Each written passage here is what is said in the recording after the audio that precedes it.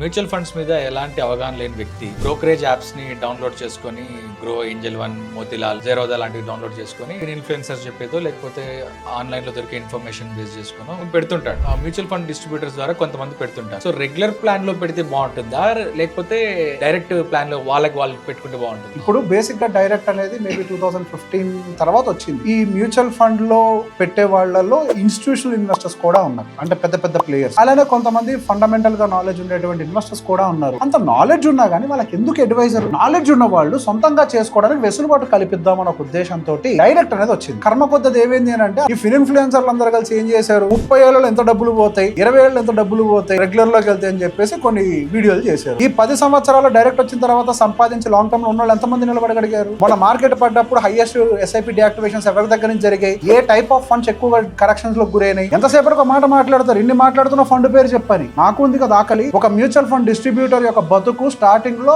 అధ్వానంగా ఉంటది. ఇన్ఫాక్ట్ ఈ ప్రపంచంలో ఏ స్వార్థం లేకుండా మంచి కోరుకునే ఒకే ఒక్కడు యువర్ అడ్వైజర్.